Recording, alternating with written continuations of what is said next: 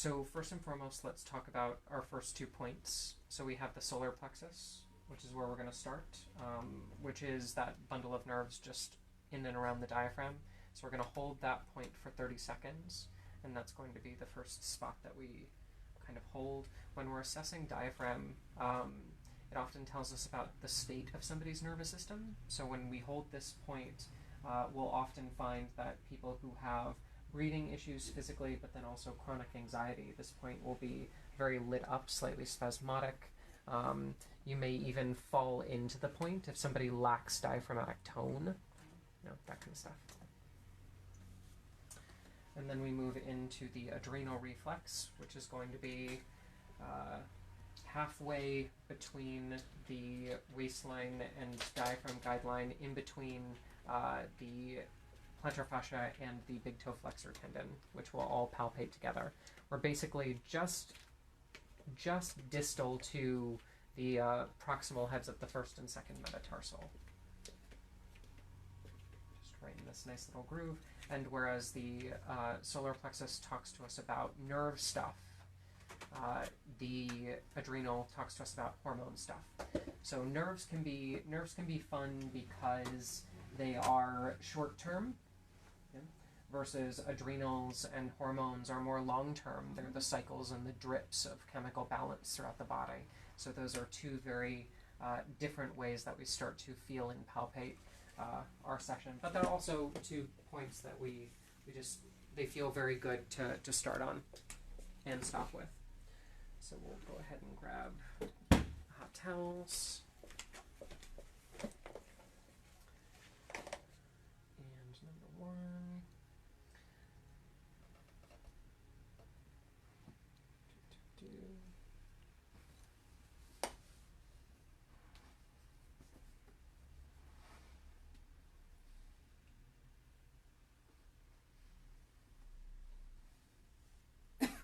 What's the significance if somebody twitches when you're doing the solar plexus? Twitching in general is what I find as a release. Yeah. So where the twitching is very significant, because that indicates the body system or the area that the body is starting to release from. But then also from just a general perspective, if we find the client twitching in multiple places throughout the body muscularly, that tells us that there's a lot of muscular tension that's being held in the body. Lena, you twitched a lot. All the time. Last month you were just all over the place. So yeah. This piece is not cooperating with me.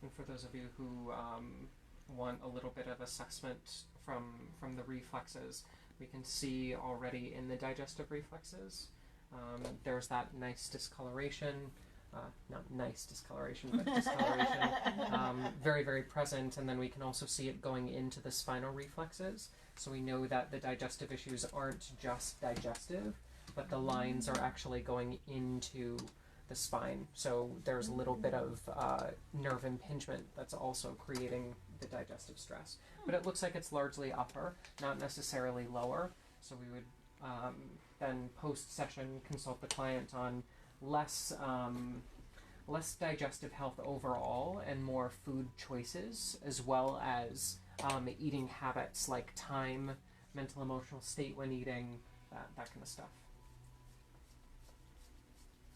Yeah, it's something I never think of as mental and emotional state while you're eating. Yeah, for sure. Environment. I have clients who, eating fast. I tend to scarf it down, yeah. Yep. They're also eating literally on the office floor. Or, even for my massage people, my massage therapists who eat in their treatment room. Like, from a mental emotional, well, it's not everybody, not everybody has a problem with it, but if somebody is already experiencing a large amount of stress, if they have some boundary issues, if they're experiencing digestive kind of upset, then it could be what they're eating, but it also could be the context in which they're eating. So as I'm doing some of the warm-up techniques, is it fourth or fifth? It's fourth. So the fourth toe is popping. The proximal head of the fourth metatarsal is clicking, which tells us a lot about the hips as well as the low back, going into the shoulders, and that kind of stuff. So the relaxation techniques aren't just fancy moves to impress your client. They're also assessment-based stuff.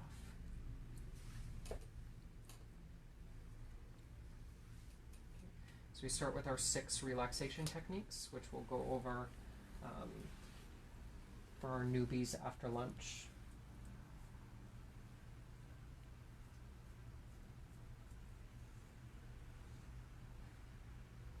And then we start to walk the spine. La la la. Walking the spine, it helps to sing out loud. Makes the spine happier? It does. It does. It's clinically proven. As long as it doesn't sing back. Right. That would be not okay. That we would need to refer to a specialist.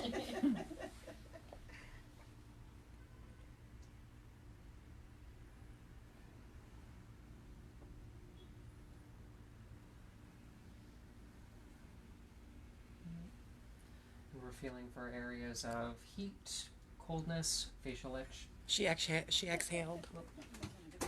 Somebody at the door. Whoever could it be? Alex! Hi, Alex. Okay, then we move into the toes. Hello.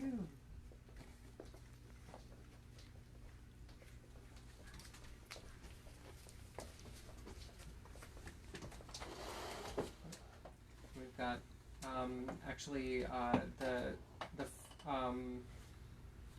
flexor tendon for the 5th toe is gripped tight tendinous, so we're just going to hold that for 2 seconds. Another sign of neck issues when those tendons get really tight, especially on the right side. So it would be more of a lateral neck issue. Yeah, lateral neck issue, specifically because we're right off that shoulder reflex, like right as that stuff. We might even, because it's so tissue related, we might even get in there like platysma, just open up all that soft tissue, superficial stuff. From a vertical zone 3. And significance is? So freckles and birthmarks on the reflexes indicate where a body system has been burnt out. And because she hopped on the table, and the toe is slightly disjointed as well. Because she hopped on the table with the digestive issues, we're seeing in the core of the digestive issues and spinal issues with that. But then also vertical zone 3 is very active. So we have horizontal zone 3, vertical zone 3, multiple hits to the digestive influence. So with it being a birthmark, theoretically you came with it. You were born that way. Yes? It's a misnomer. It's a bad word. I should really Okay. change that word. But when we look at a freckle or a brown spot, sometimes when you're born, but not always. Has anybody developed a spot just like randomly throughout their life? Right Yeah. here. So that's the kind of stuff that we look at. It's not necessarily from when you were born, but when the spot happened, is when the body was starting to get cranky in that space. Okay. Yes, I had a scar there because I cut those toes Oh, at some point. fun. Both toes, yeah. And so they grew back, or they grew back, but they healed. Yeah. Yeah. So. Okay, so we got a little bit of thyroid stuff too. Just holding that thyroid reflex, the medial surface of the proximal phalanx. So just going back to the birthmark, let's say somebody is actually born with a mark. Is that potentially a marker for something that's already indicating that there's Yes. something going on? Yep. Okay. Yes. Very much so.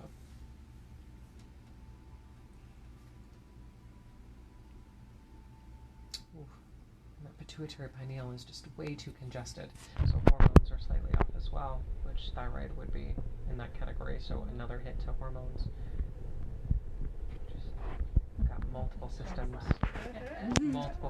that need to be readjusted. And we're on the dorsal surface, walking down that lateral surface of the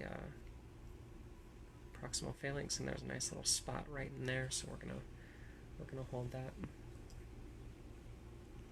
So this would be about at level of C7 on the lateral side, so very much scalenes.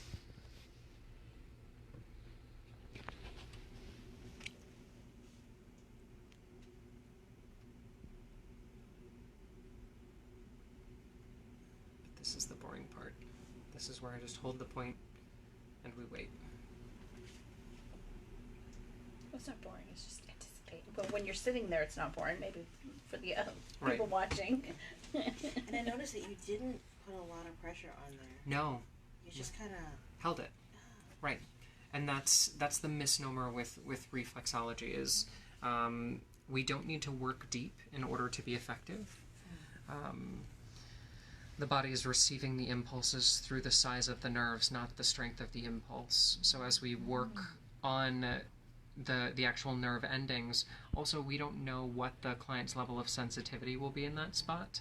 I'll have clients who'll say, you know what, you can really go deeper. Like if you want, you can go deeper. And I'll say, sure, why not? And so I'll go deeper, but then we'll trip over a reflex and send them off the table. I'm like, sorry, you said. You asked for it. Right. Which is why I tend to err on the lighter side manually, especially with new clients, because we never know what's underneath it. So does the level of pressure change? Like you said, because does it affect the area more if you put more pressure? No, it doesn't. Okay. Yeah, in fact, the opposite can be true. Well, when we say level of pressure, you were inferring about like deeper pressure. So deeper pressure. So if you're walking the spine, you're like a little bit deeper. Is it going to like affect the spine a whole lot more because you're going deeper? Yeah. So the answer to that would be no. What we're looking for, at least in the style of reflexology that I'm teaching you, there are other styles where they say, you know, the deeper you go, the better it is. Period. I disagree with that. I've lost clients because of that. I've hurt people because of that, and I teach the opposite. So when I'm walking through the reflexes and when I teach you how to do this routine, basically we're feeling for points that are different from the rest. Texturally, they feel out of place. But in terms of how we address those points, sometimes lighter pressure is what the body needs. So I'll even back off to like superficial, like just resting on the skin, like barely activating any deep sensation whatsoever. But that's what's needed, and the point releases and the body shifts. Other times I'm going through the foot, and that can be a really fun session, but at the same time it can be very, very difficult for a client to experience that. So it's just always case by case.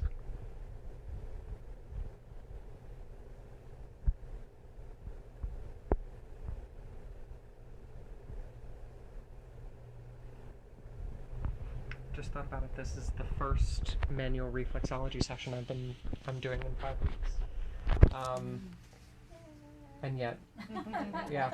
I thought you did demos in the UK, in Ireland. Not for manual. Well, I did for the UK conference in England, but that was barely anything. That wasn't a full session. So do you still remember what you're doing? Yeah, and that's exactly like the thought cropped up into my head. I'm like, oh crap, I haven't done this in a really long time. Good. You say that too. Excellent. And but you know, my hands are just doing it. Right. Muscle memory. Because they remember. Yep. You know, I don't need to question. Yeah, exactly. And that's only because I've done it for such a long period. Yeah. So we're clearing that chest lung, the ball of the foot. Now we'll get to that shoulder, that messy shoulder. We're going to do a dual point hold to just take away some of that tension. This isn't something I'm prepared to talk about or teach yet. Oh, I think I know what that is. It's a technique that I'm refining at the moment. We don't know anything about that. No, I'm sure. I'm sure, because Sandy would never reveal my secrets. Do you ever get like a point that just doesn't respond? Yeah, all the time. Because it's not ready to. Yeah, exactly. 9 times out of 10, you know, every once in a while, you just get a bad read, and the point just, you thought it was a point, it's not a point, you know, whatever. You move on. But when I find a spot that's concerning, and I hold and nothing's happening, I'll keep going, and then I'll find another spot, and that other point will respond. What about hard spots? They don't exactly feel like calluses, but they're kind of in the, like, noticed on some women, like in the toe around where you were doing like pituitary there, like something, it feels like a little lump. Nodule. Yeah. Okay. Yeah, so nodules are nodules. So physically they indicate congestion of the tissue. That could be as, you know, malignant as an extracellular growth. That could be as benign as just, like, from a hormonal perspective, the reflex overstimulating, overworking, trying to catch up. I find those nodules over pituitary pineal in people who have a long history of using sleeping pills. Yeah. Because I have noticed them in women who are not that healthy. Yeah. And I was like, it doesn't feel like a callus. It's right.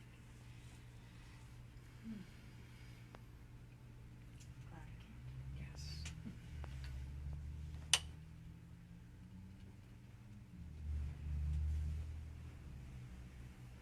Okay, so the tissue needs to be pumped here. So I'm pressing and then I'm rolling the foot onto my pressure. Now, how do you know to do that as opposed to just holding it? Because the body asked. Okay. And just unfortunately, intuitively. yeah, that's not something I can teach.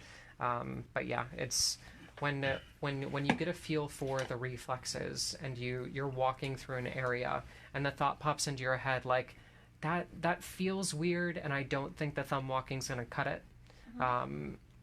Switch it up. You know, you're still palpating, you're still stimulating the reflexes, you're still doing the technique, but at the same time we need to respect that, oh, this area feels different and so maybe it needs to be treated differently.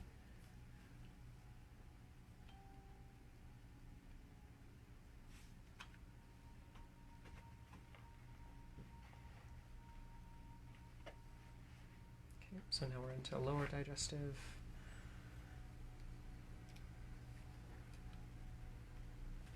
Just all that congestion. So what I'm actually doing is I'm walking, but then I'm rotating the heel at the same time to get a little bit more pump to it.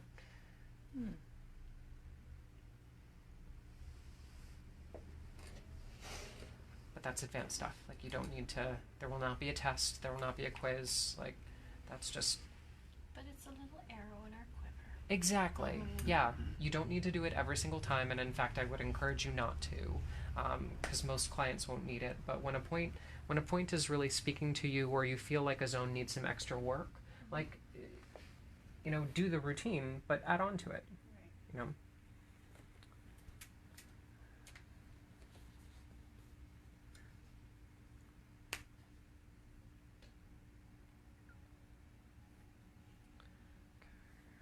Yep, and so we need to sit right here in the belly of the small intestine.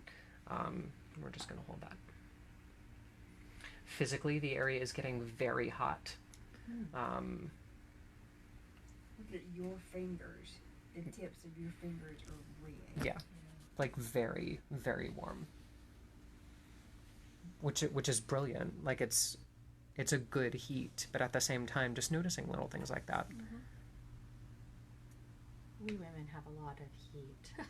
Oh no! Don't try to push this on gender, because I have men that do the exact same thing. Oh, I noticed Yeah. when women work, like, I'm like, oh, It's so hot. Temperature is a very big thing in reflexology, and a lot of books don't talk about that. When a client comes in, when you're palpating the reflexes, you're going to notice temperature differences. But then also, when a client's facial itch, when a client's on the table, you'll have those sensations. I can't tell you how many times that I've personally been on the table and I've exploded like a volcano just in this just wave of heat. But then the next minute, I'll crash and I'll go like super ice cold, like deep bone cold. It's ridiculous. The body with temperature change specifically, I think is a really big reflexology indicator that we're moving stuff around. So heat You're being walking a digest. release? What? Heat being a release? Yes, a release of a certain kind, a rebalancing. Okay. You look like you were walking digestive reflexes on the medial side this time. So 1, 2, 3, 4, 5. You go all the way. I thought you weren't supposed to go past the third toe. Oh yes, when we look at horizontally, we don't want to pass that third toe because that's plantar tendon territory. But then vertically, we're walking in line with that tissue, so we don't need to. Yeah. You learn something new every time. Yep. Little pieces. Yep. Yeah, that's the beauty of doing it on a monthly Right. basis. That's You're why like, you're in a that's 12-month the thing program. I've- Yep. Yeah. When other teachers and students ask me to describe the program here, and I'm like, well, it's basically just a bunch of crazy people getting together to learn reflexology, and then I talk about the actual stuff that we do, and I say, well, first we teach you the routine, and then your job is to go out, mess up, come back, and then we reteach you the routine. Right. And it's basically like that every single time. And I wish that that's how I would have been taught, because they basically just said, here's what you do, goodbye. Yeah. And that's like, that serves nobody. Yeah, no. Yeah, because I think everybody here, I know you mentioned it from your intro classes, like, you see it, you do it, you think, oh, that was pretty easy, I can do this, and then you get there and you're like, Oh my god. where do I start? So What do I funny. do? Yeah. What does this mean? So Mhm. Yeah. So true. And that's right just now like, I'm feeling like, yeah, I can do it. Right. So you go to do it and No, I like, have been. I've been practicing. But not well. Have you been doing any of his online videos?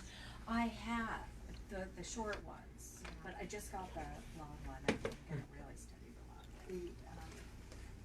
Those first few months, any of my family or friends that I was working on, I had a demo going on. yeah. Oh, At that's the same smart. time. That's Yeah. smart. And Yeah, use the demo. Don't, Yeah. we got some referral sensations going down the arm, hun? Okay. Good stuff. But yeah, the, like, cheat. Don't think you need to do it, like, right out the gate, full session, no peeking. Well, Like, no, don't. I haven't been trying that. Yeah. That's a little ambitious. I'm tacking this on. Oh, nice. Yeah, cheat sheets. Cheat sheets and note cards. For sure. Clients don't know. That's perfectly I have fine. my cheat sheets up in my office Mhm. that I have up there, and it's also a conversation starter. Yeah. Nothing for you. Nothing for you. Okay, so now we're into the sacral spine. Well, it is kind of for them, because they look at it and they have no clue what any of that means. Right. yeah. HZ1, VZ4, like, are, Yeah, yeah. are these codes Military to the training football? on Like, military. Are we marching? Right. I told you I'd have to kill you. Right. True. True. Okay, so now we're on that lateral calcaneus, all the glute reflexes, and then we go into our ankle rotation. Around the hip.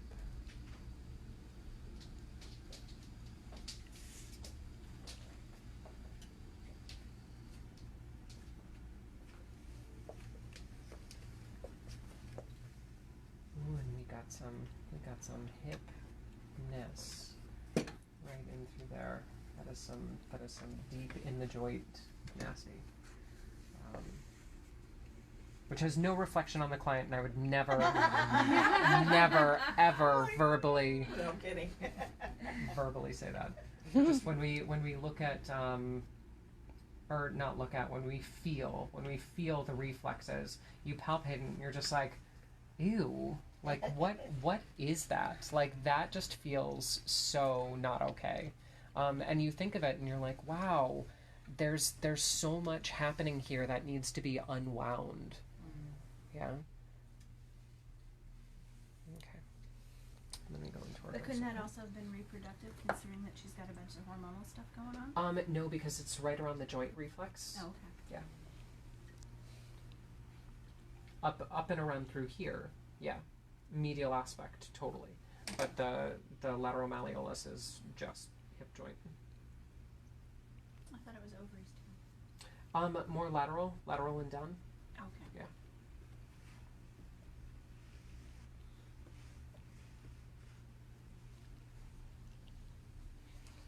Cuboid notch. Yeah, cuboid notch. But we're gonna do something. At the a little- calves? Quad. So the ascending is quad, Okay. descending is I hamstrings. can't, it looks Yeah. like you're down at the calf. Yeah. It's such a small surface. It's Mm-hmm. Well, then you've got the foot angle and Yeah, your yeah. fingers in the way and Yeah. yeah, now you can see the difference. Have to go for like 11 more months to get yeah. The foot is intense. Like don't be intimidated, but don't let that stop you. Continue breathing through the session. Right. It's a good metaphor for life. Yeah. Be intimidated, don't let it stop. There you go. Reflexology wisdom. Okay. Then our last area, we're going to walk the plantar surface of the calcaneus and then finish with relaxation techniques. Do the whole thing over on the other side. Let's see what we find there. See what we find there. All right, I'm gonna coast over to this side. What will the Easter Bunny bring us? Oh no, sorry, Great Pumpkin. That's where we're at in the year.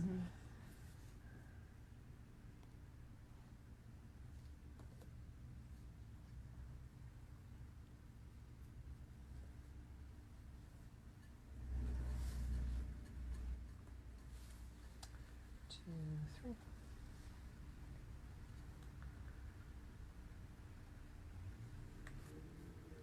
And then one of the other things to just look at and recognize throughout the session is if a reflex area, like visually looking at all the digestive stuff in the foot, for this client in particular, the tissue didn't really respond to the session as much as I would have liked. I would have liked the reflex to plump up a little bit. I would have liked the lines to dissipate a little bit. And they did, but not as dramatic as I personally would have liked. That indicates some lifestyle issues that, frankly, the body's not ready to tackle without the right resources. So we would need to have a little bit more kind of coaching and consult with feet like that, where we're working the reflexes and we're not noticing the changes. Instead, that means the body really doesn't have what it needs to make those changes on hand. When you say the reflex plumps up a little bit, is that just blood flowing into that area? Yeah. And swelling up a little bit? Yeah. But because that didn't happen here, we know that unfortunately, it's not within the body's control or domain at this moment with where it's at. Could it potentially change a little bit more though once you work on the other foot? It could. Okay. It could. How's the color changed, or has it changed? I can't help it. It's still dark. Okay. But the clicking isn't as bad in that toe. That's good. It's still there, but it's not rocking as much. Well, plus it sounds like there are multiple things going on, so it's a layering of which layer Which do way you to feel come first? first. Right. Yeah. And could that, like the clicking, that could also indicate like a muscle weakness Yeah. in the calves, like the flexors and For sure. We could, and that's the beauty of reflexology. We could zoom in or zoom out. We could talk any language about that marker. We could say that it could be peroneal weakness. It could be, so specific to the foot. Or we could go digestive. We could go mental emotional. We could do so many things with that one marker. Mm-hmm. It's just all about, what we feel comfortable talking about with the client and all that. Okay. Wrap that up nice and tight. Over to the other side.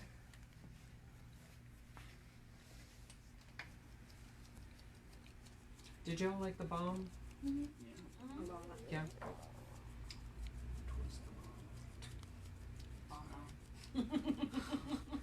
Forbidden. Forbidden. That was hilarious.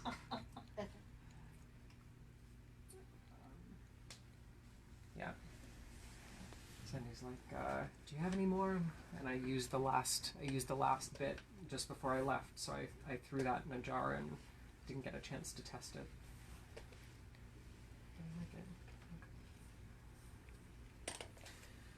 This side doesn't have as strong of a line profile. It's still very present, but it's not as bad on this side as the other side. So from a zone 3 perspective, we know that digestive-wise, what's on the right side of zone 3 is going to be liver gallbladder, versus the actual stomach, which is going to be on the left side.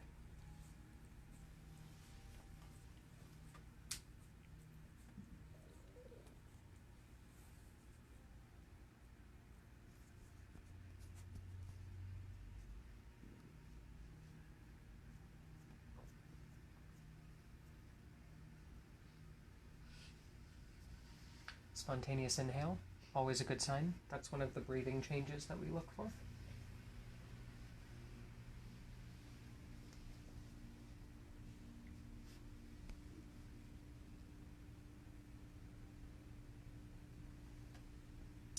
Sometimes I have like a hard time differentiating between right there, the spinal reflexes and the bottom of the foot, like especially if there's a lot of squishiness going on. Like, do you have any tips or? Hug the bone. Okay. Yeah, especially in Sally Kay's training when she talked about mapping the lymphatic reflexes. She talked very heavily like you want to be on the bone. If you're not on the bone, you're not on those reflexes, which is very, very interesting. But at the same time, just like we talked about, tendon is tendon, bone is bone.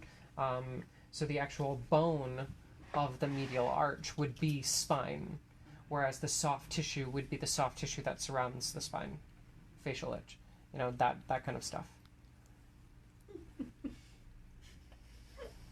Sorry, it's just like squirrel. Right. Well, it's important. It's one of the things that we look for. Sorry, it got my funny bone going.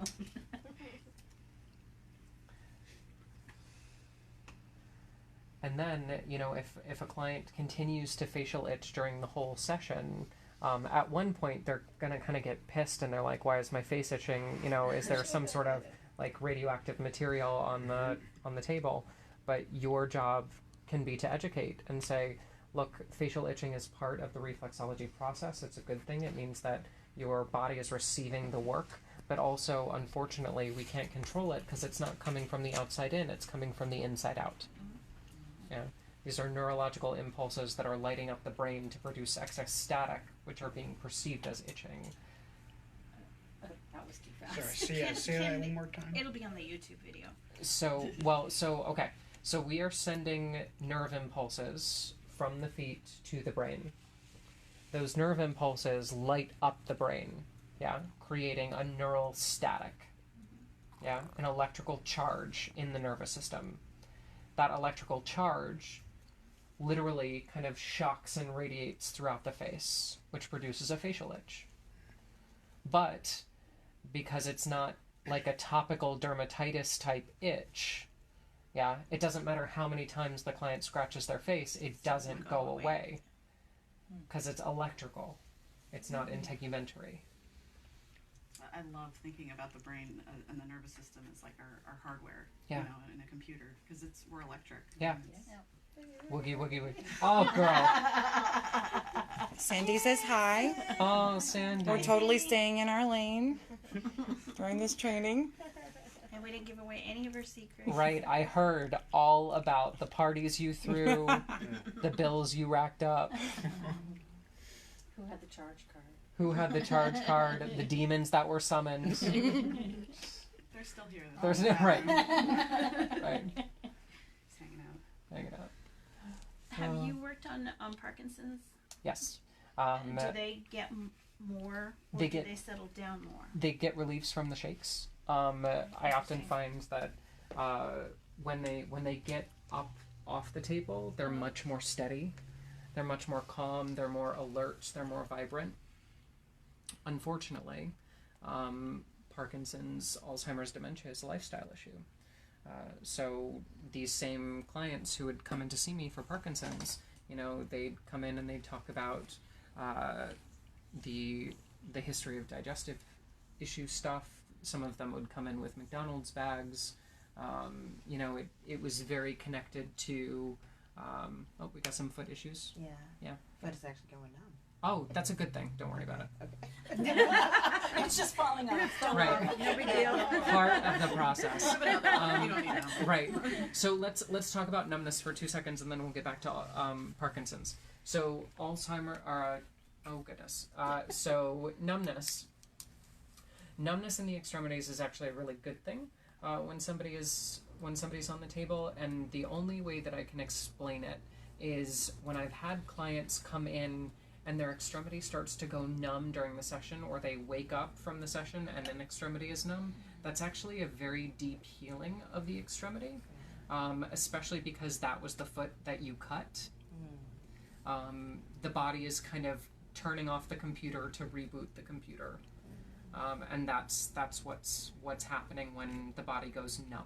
So looking at what extremities go numb, yeah, where they go numb along certain guidelines can be very, very important. So Alzheimer's, dementia, Parkinson's.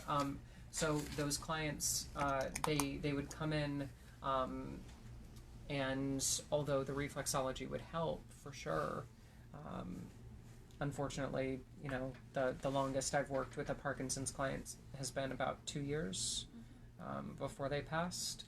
And unfortunately, you know, L-DOPA is the hormone that's associated, or the neurotransmitter that's associated with our sense of purpose and satisfaction. So when a client comes in, it's often they're retired, they've lost why they're here, and so their body starts to degenerate. They then compensate through sweet foods, which very significant from traditional Chinese medicine perspective, but literally trying to regain the sweetness of their life through things that are pleasurable. And unfortunately, what happens is sweet foods trigger dopamine in the brain, which L-DOPA, the drug, you know, is also said to stimulate. But food, you know, food is the medicine, but food can also not touch somebody's sense of, do I belong here? And that can be a very difficult conversation. Yes, it's so interesting that like Michael J. Fox developed Parkinson's at the height of his career, Right. probably thinking that, where do I go from here? Exactly. Yeah. Sandy wants to know what clients have the most tendency towards numbness. Really, I haven't found a pattern. No pattern. No pattern. And so when a client is, like Kim is right now, all nice and calm and relaxed and potentially falling asleep or dozing off anyway, and all of a sudden they kind of wake up and just start gabbing, is Right. that also a healing process? Or maybe Yeah, it's kind of their defense. It's kind of their defense mechanism defense. for Okay. they went too deep too fast. They Okay. realized they went too deep too fast, and then they're like, "Oh crap, I have to control." Gotcha. Yeah, and their So it's kind of almost the opposite. right, their mechanism to control is like, "I'm awake. Yep. Let me tell you about my kids." You know, that it's about trying to reground their experience after experience something that is very ungrounded. Okay, cool. Yeah, the whole process with, again, we talked about that this morning, about people like realizing that they're very out of their depth when they come into a reflexology experience, not intending to have the results or the experiences that they have. It can be very very startling.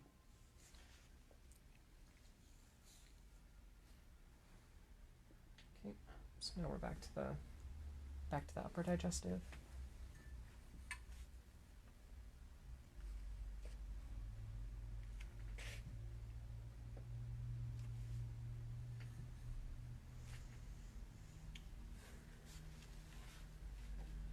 Those are cute. Your socks should never match. That's what my daughter says. Her OCD mom drives her crazy.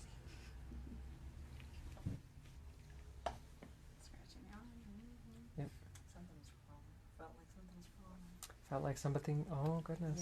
It was me. It was right. Yeah. Weird sensations happen in a reflexology appointment, but it's all the body just kind of going through its process. Nothing right, nothing wrong. Just Doing what it needs to do. Yeah, this side in zone 3 is much better. I feel like reflexology has definitely taught me a lot about not judging something. Mm. Just let it be. Yeah. You know, it's not good or bad. It just is. Right. Mm-hmm. Exactly.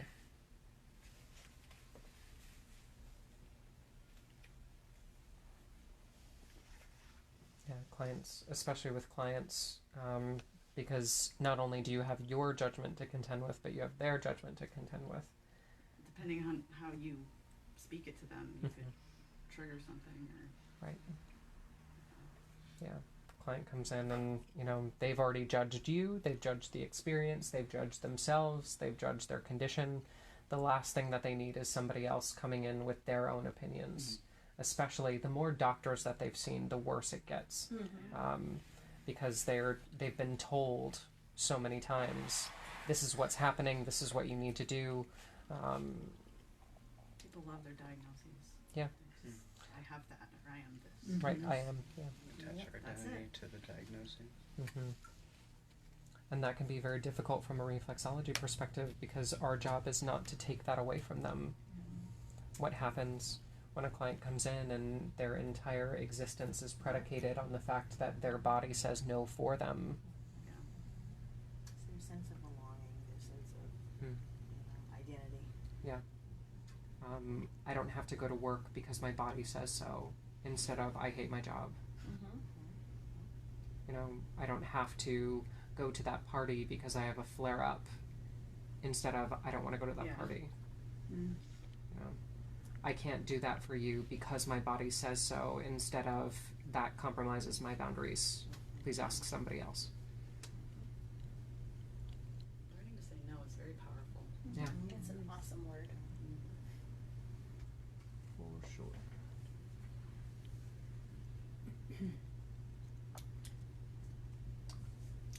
Possibly. Way to leave it in the air. We'll see. Yeah, We'll see. That's a mom. We'll see how I that's a feel. mom Yeah. statement. That is a We'll mom see. statement. For I sure. got that my whole life. Translation, no. Yeah, exactly. I just don't want to deal with the tantrum right now.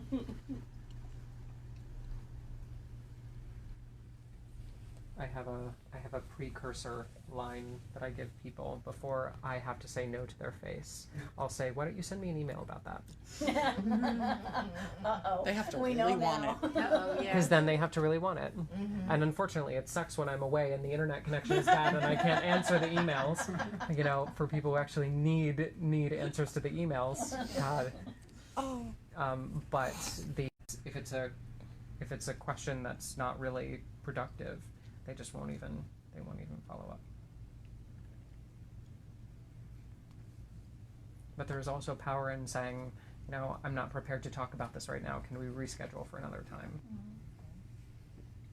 They always say, like, when you're giving a presentation or something and somebody asks you a question and you don't know, you're not supposed to say you don't know.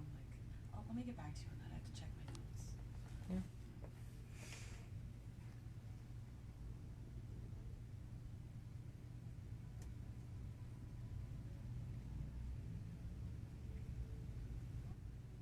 Almost done. Just got the last section to do in the lower body with the ankles, then relaxation techniques, hot towels, solar plexus adrenal. I'm done. This has been a great postural workout for me. Yes. It's perfect. It's just what I needed. Good.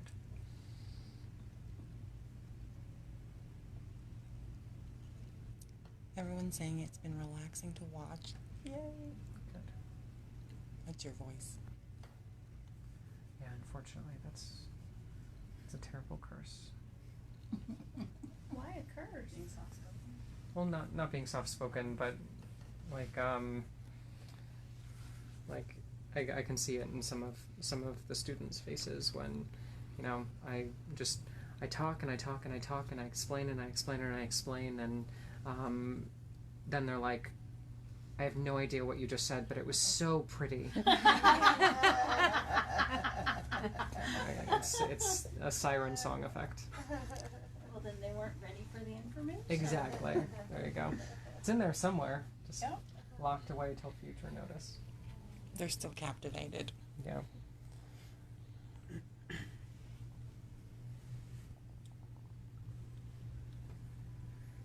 Ooh. Okay.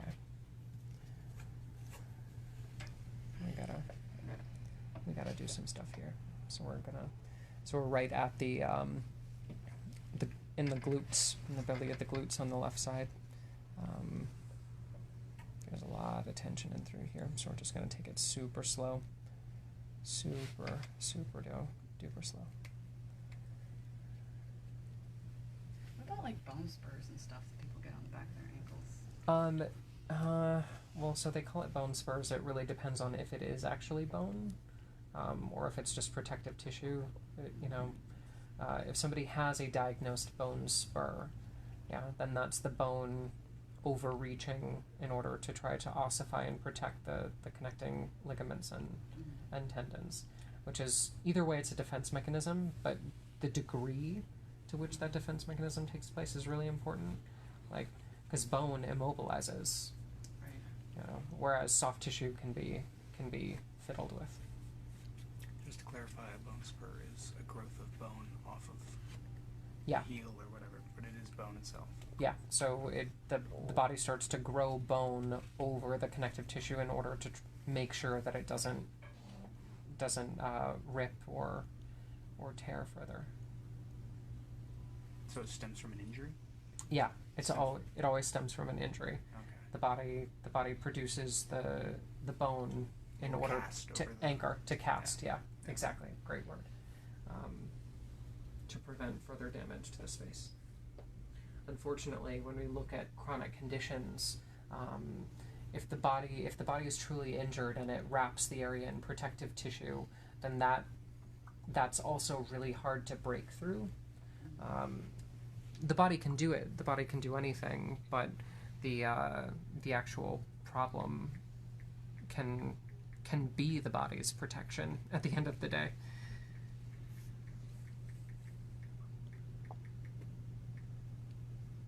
I'm on the wrong side. It's okay. I'm gonna go over here. I'm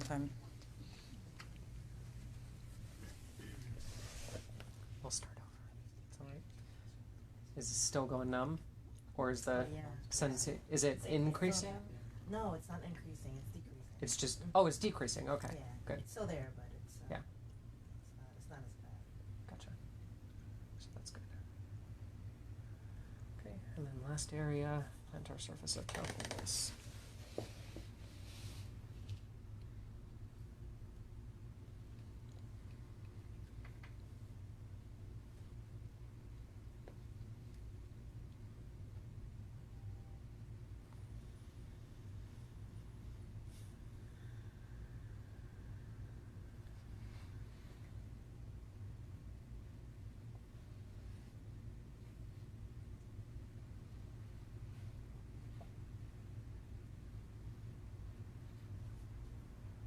Facial itch.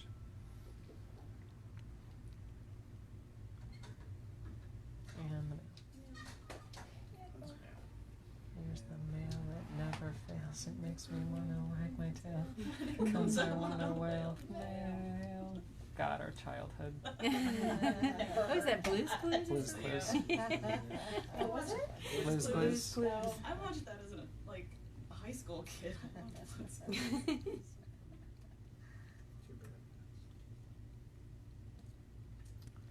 Oh, Steve, why did you do us dirty like that? Okay.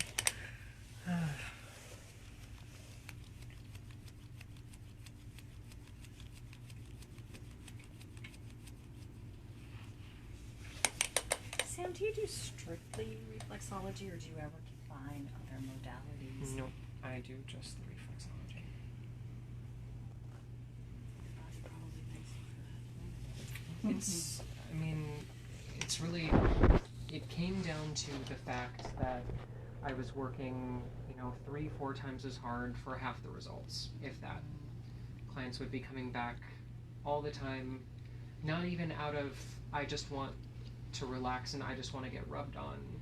It was literally, I'm coming in with pain and I feel good after the session, but then the pain comes back. I started doing reflexology and they're like, the pain is gone. And they didn't understand why. But it's the only modality that's really worked the way that I wanted it to work. So, when I made the call back in 2015 to just do reflexology, it was kind of traumatizing for my client base because I lost clients, but I gained more than I lost because I then became a specialist.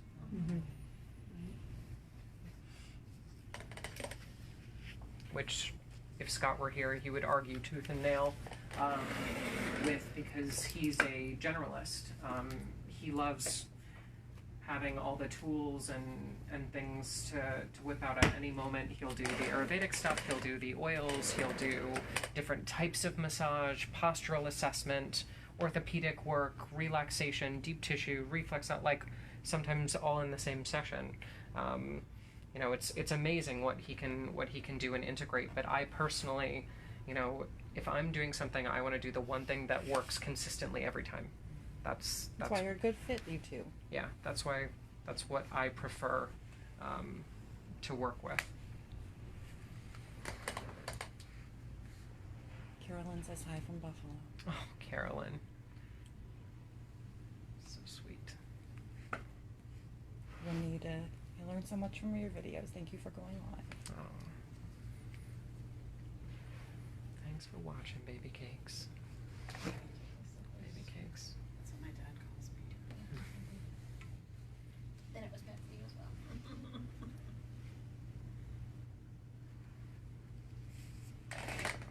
How is Dad doing? Is it okay? It's okay. Okay. What? Is there something wrong with my dad? No? What? I didn't say anything. No? You had a question? Well, I was gonna say, tell Sandy you said hi. Oh. She left. Yeah, she left. Came and went. She's busy in Mount Dora today. She is. She's at a steampunk. Where is she? Mount Dora. Mount Dora, where's that? Oh. In Florida. Yeah, it is. It It's is? it's in Lake County. Oh, it's not an actual. It's not an actual mountain. Okay, no. Yeah, we don't have any of those Well, in Florida. well, sort of. I mean, Lake County is very hilly. Yeah, So, there is a yeah. hilly part of It's the Florida. Florida version of a mountain. Right. I've been there, but Lake I've City heard. is up near Georgia and down. No, it's just west of Orlando. Oh, wow. Real hills. Yeah, we've in our county, most northern part of our county, there's a Spook Hill, and it is Heard of like that place. it is just put your car in neutral and boom, like a roller coaster ride, for like a quarter of a mile. Just as you approach the edge, you just feel like you're gonna drive right off the edge of the earth. Perfect. How you feeling, hon? Really good.